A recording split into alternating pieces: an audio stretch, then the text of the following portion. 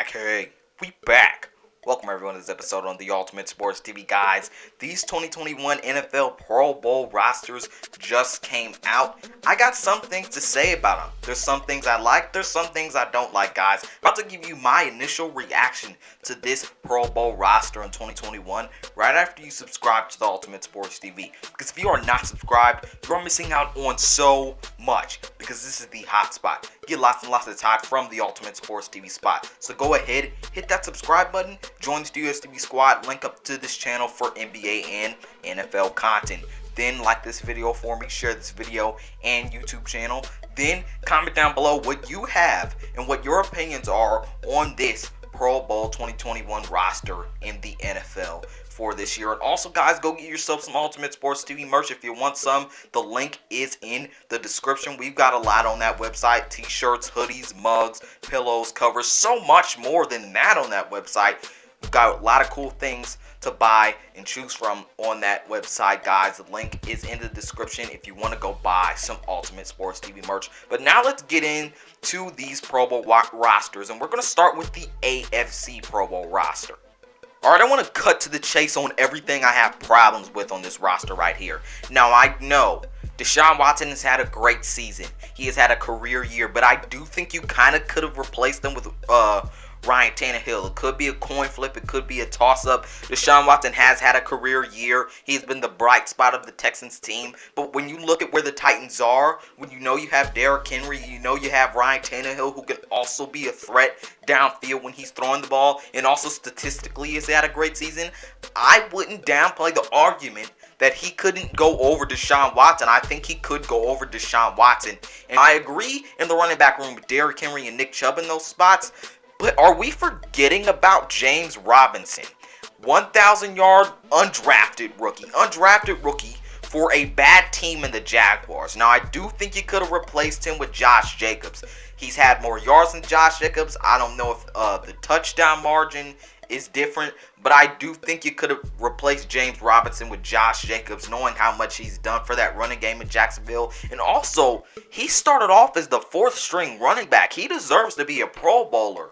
It's really a toss-up there. You could either pick Josh Jacobs or James Robinson. In the fullback position for the AFC, I think you could have put in Anthony Janovich there from the Cleveland Browns.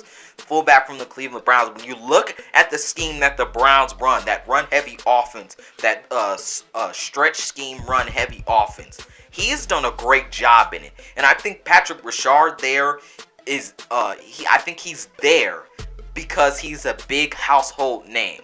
Now, he's had a pretty nice season, but I do think Anthony Janovich would be a more exceptional pick there for the AFC fullbacks because he's done great as a pass catcher. He has done great as a blocker in that run game. Now, I want to move on to this offensive line.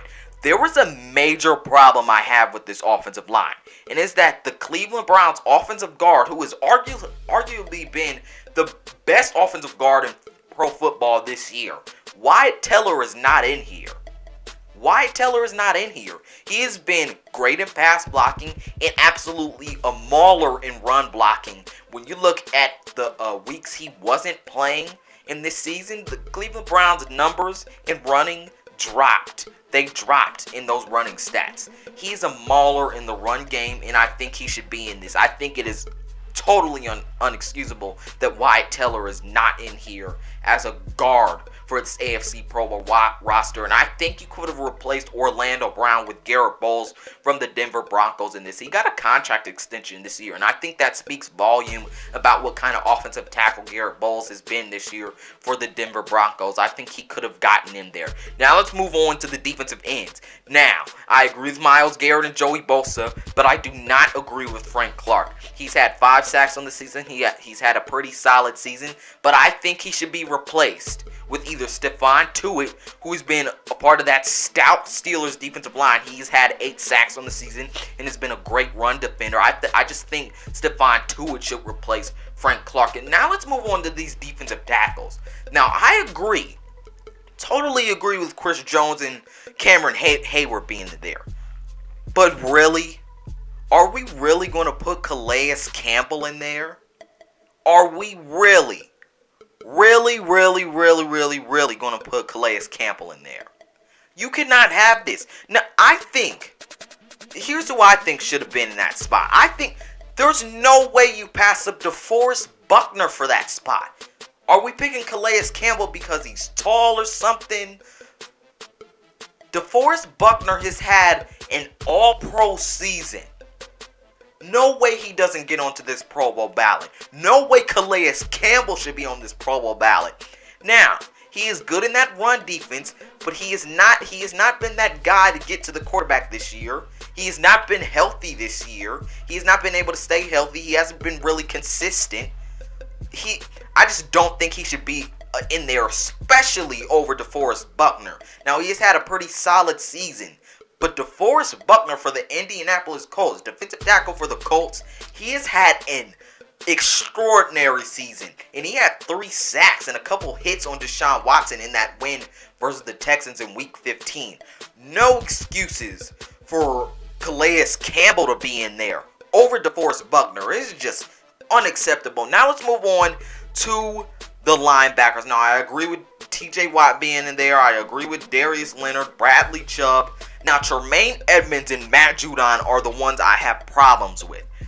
I think you could have added Miles Jack and Zach Cunningham in there. Now, Matt Judon has had a pretty nice season, but he has been kind of wishy-washy this season. I do think Miles Jack has really had an all-pro season this year. He has had an all-world season this year. He has been an all-pro type of linebacker this year. I do think that you could have put Miles Jack in there over Tremaine Edmonds in that linebacker spot. And I also think that you could have put Zach Cunningham in there for Matt Judon. I do think that Zach Cunningham and Miles Jack should have been in there. Now, let's move on to these defensive backs. Now, the safeties in here, Tyrann Mathieu, Minkah Fitzpatrick, and Justin Simmons. I agree with all of those. But to have Stephon Gilmore in here, it speaks volume to me that a lot of names on this Pro Bowl roster were just because of how big their name was. Now, Stephon Gilmore is a good player, but he has not had an exceptional season. No way do I see myself putting him ahead of Denzel Ward or J.C. Jackson, who is on his team, who's had 9 interceptions this year. That's unbelievable. No way J.C. Jackson does not make this Pro Bowl. No way does Denzel Ward not make this Pro Bowl. No way does that happen. Why isn't J.C. Jackson in here? 8 interceptions.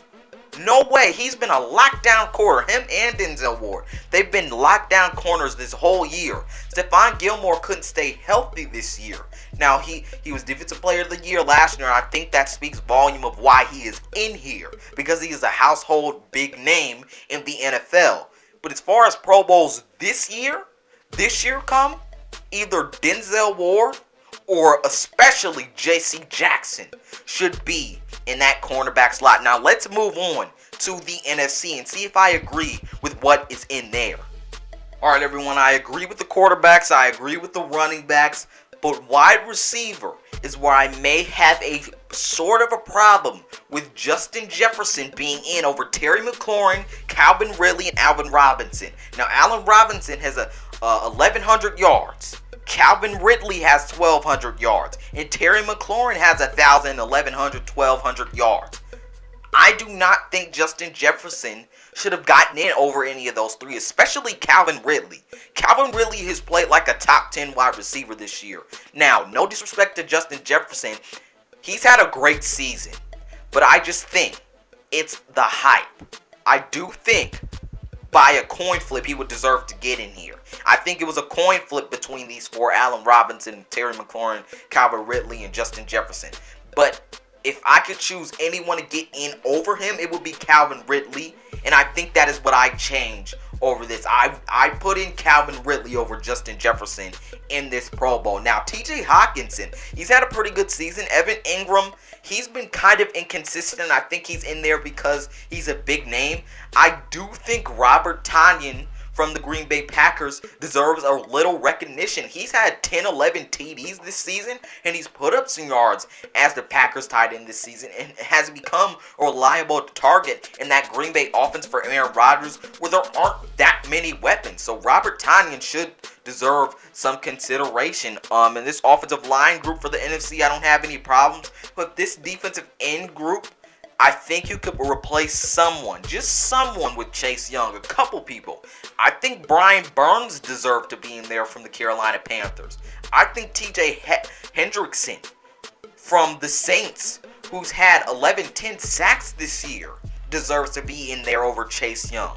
I believe Akeem Hicks, who has had a pretty good season this year, deserves to be in there over Chase Young. And I think Montez Sweat, who is Chase Young's teammate, deserves a little consideration.